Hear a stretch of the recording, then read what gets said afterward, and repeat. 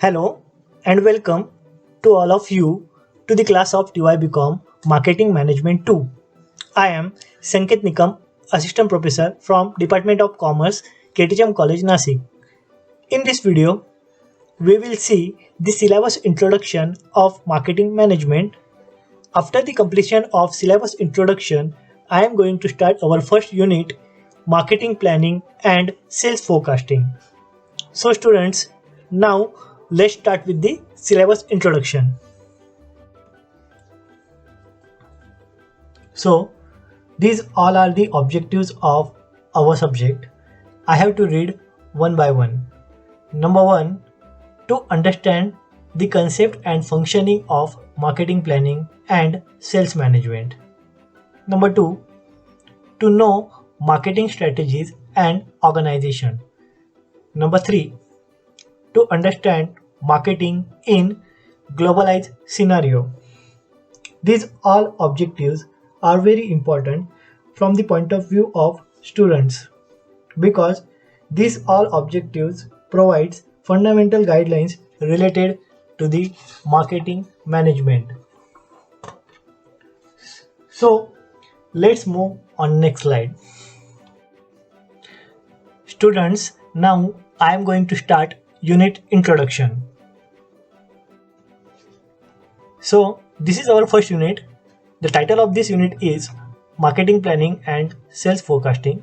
In this unit, we will learn the basic concept of marketing planning, importance and types of marketing plan. As well as we also learn the sales forecasting, basic concept of sales forecasting, the various methods and techniques of sales forecasting. As well as we also learn the process of marketing plan, sales budget and the concept of sales quota. The title of unit number 2 is Social Marketing. In this unit, we will learn meaning, objectives of social marketing, social responsibility of marketing manager, impact of marketing on various fields, recent trends in social marketing. So we have to move on next unit. Now, the title of unit number 3 is Areas of Management Audit.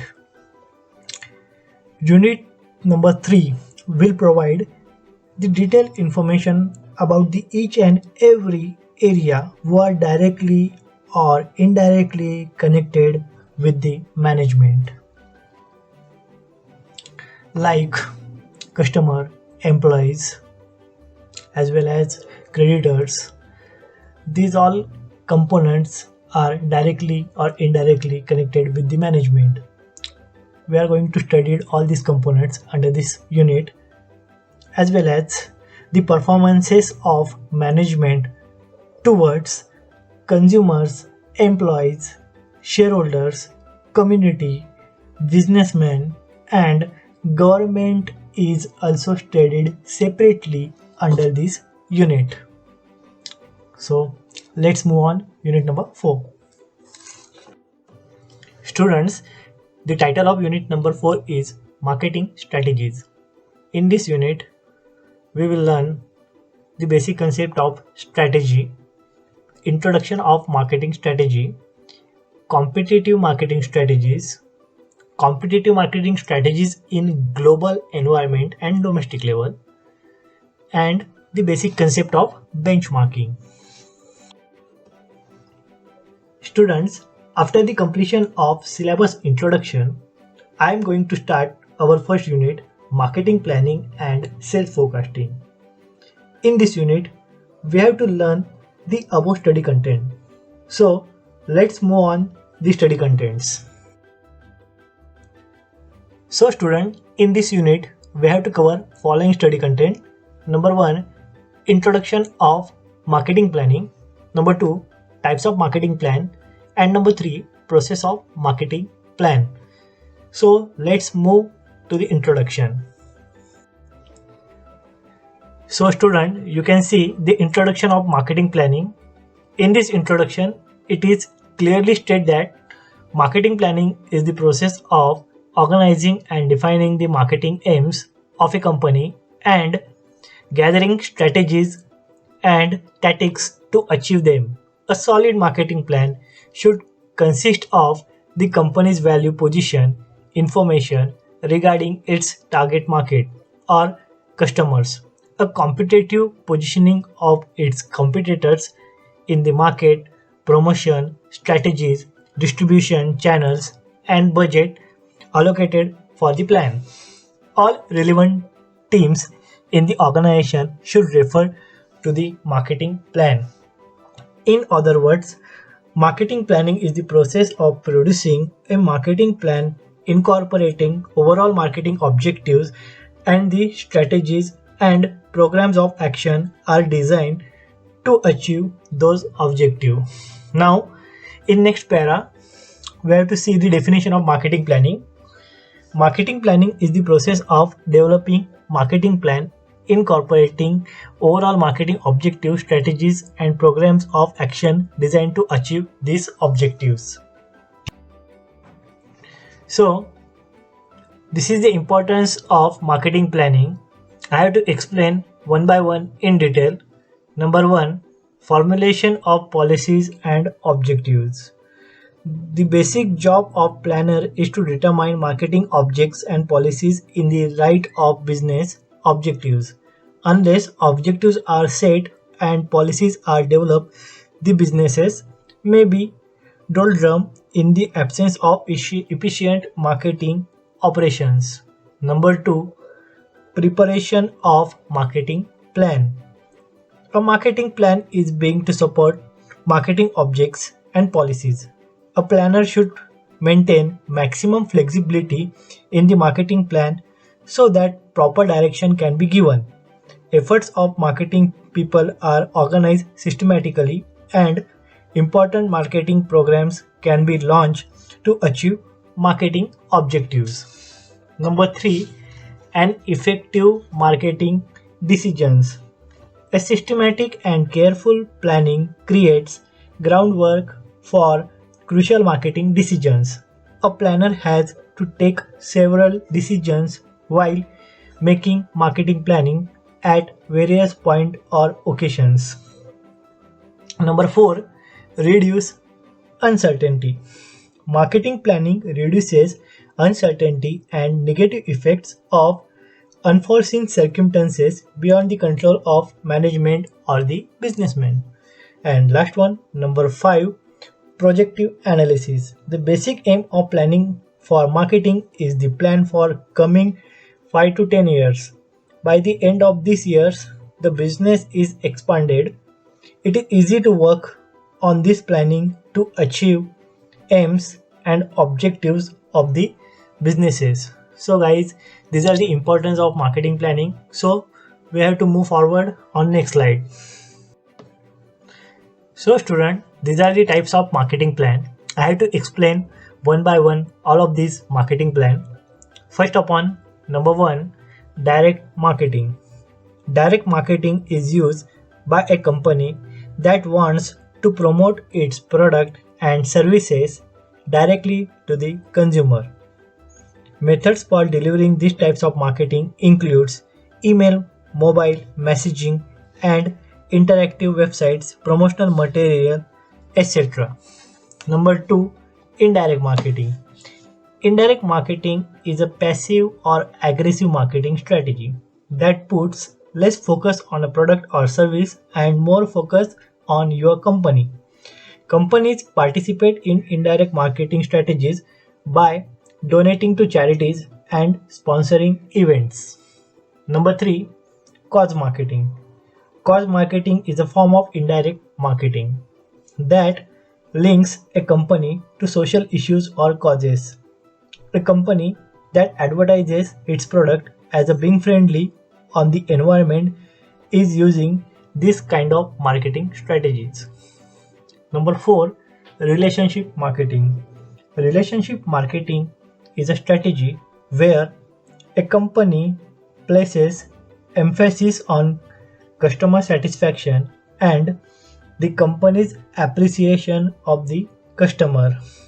This type of marketing strategy often involves offering discounts to current customers, sending birthday wishes to current customers, and offering current customers low cost products, etc. And last one, number 5, niche marketing. The purpose of a niche marketing plan is to reach a target audience that has been forgotten or to offer products or services with a limited audience. So we have to move on next slide. So student, this is the last part of our lecture is process of marketing plan. Marketing planning process is a series of stages that are usually followed in a sequence. Organizations can adopt their marketing plan to suit the circumstances and their requirements.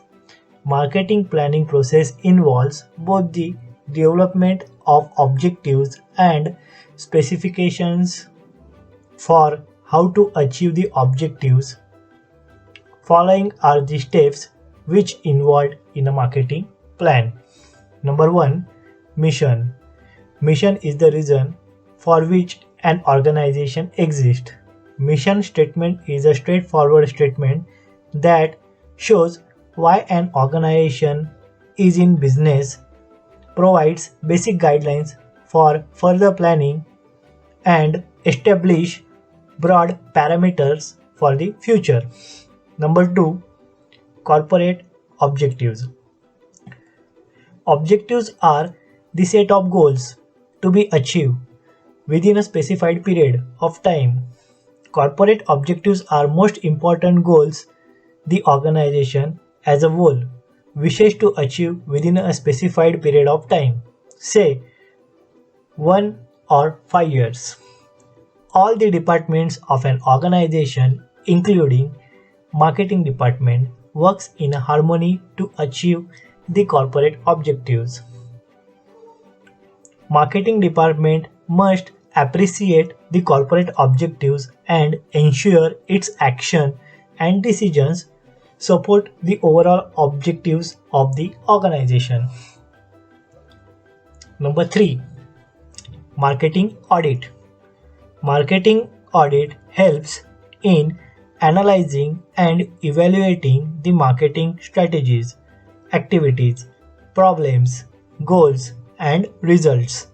Marketing audit is done to check all the aspects of business directly related to marketing department. Number 4 is SWOT analysis. The information gathered through the marketing audit process is used in the development of SWOT analysis. It is a look at organization's marketing efforts and its strength, weakness, opportunities, and threats related to marketing functions. The full form of SWOT analysis is strength, weakness, opportunities, and threats. Strength and weakness are factors inside the organization that can be controlled by the organization. Opportunities and threats are factors outside the organization which are beyond the direct control of an organization. Number 5, marketing objectives and strategies. After identification of opportunities and challenges, the next step is to develop marketing objectives that indicate the end state to achieve marketing objective.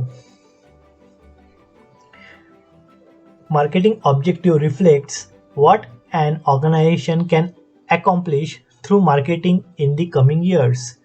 Objectives identify the end point to achieve. Marketing strategies are formed to achieve the marketing objectives. And last one, number 6, forecast the expected result. Marketing managers have to forecast the expected results. They have to project the future numbers, characteristics, and trends in the target market. So student, I have completed all the study contents in easy and detailed format. In our next lecture, we will learn the concept of sales forecasting and its methods. Thank you.